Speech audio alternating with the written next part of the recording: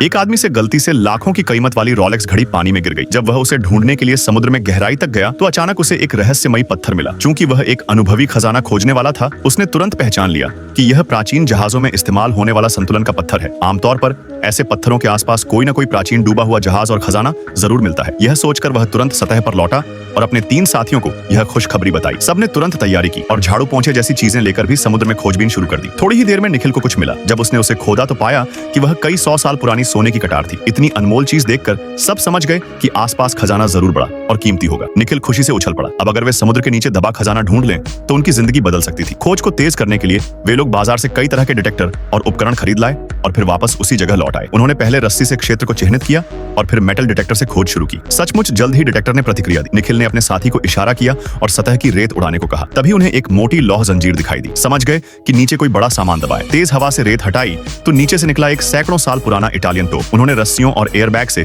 उसे उठाने की कोशिश की और धीरे धीरे तोप ऊपर आने लगी। लेकिन तभी ऊपर नाव पर मौजूद उनकी साथी लता ने जिंगबाओ की आवाज सुनी। समुद्री पुलिस गश्त पर आ रही थी। यह सुनकर नीचे के तीनों घबरा गए, क्योंकि अगर तोप ऊपर आ जाती तो बाकी खजाना भी उजागर हो जाता और सब कुछ सरकार के हाथ लग जाता। इसी डर से निखिल ने अपने साथी आनंद को एयरबैग से कुछ हवा निकालने को कहा ताकि तोप वहीं स्थिर रहे। लेकिन आनंद से गलती हो गई और ज्यादा हवा निकल गई। भारी तोप नियंत्रण से बाहर होकर नीचे गिर गई और आनंद का हाथ रस्सी में फंसकर उसके साथ ही दब गया। तोप का वजन सीधा आनंद के हाथ पर आ गिरा। ऊपर से ऑक्सीजन भी बहुत कम बची थी, इसलिए तीनों बारी बारी से सांस लेने लगे। निखिल और उसकी प्रेमिका ने पूरी ताकत लगाकर तोप हटाने की कोशिश की, मगर वह हिली तक नहीं। आखिरकार निखिल ने साहसिक फैसला लिया। अपना ऑक्सीजन सिलेंडर निकालकर बची हुई सारी ऑक्सीजन एयरबैग में भर दी। फिर दोनों ने मिलकर जोर लगाया और तोप थोड़ी सी ऊपर उठ गई। इससे आनंद की जान बच गई। तीनों जैसे ही ऊपर आए तब तक समुद्री पुलिस जा चुकी थी। लेकिन इस घटना के बाद भी उन्होंने हार नहीं मानी। प्राचीन तोप की मौजूदगी साफ इशारा कर रही थी कि आसपास जरूर एक खजाने से भरा हुआ जहाज है। अगले ही दिन उन्होंने खोज का क्षेत्र और बढ़ा दिया और सच में कुछ देर खोजने के बाद उन्हें एक डूबा हुआ जहाज दिखाई दे गया।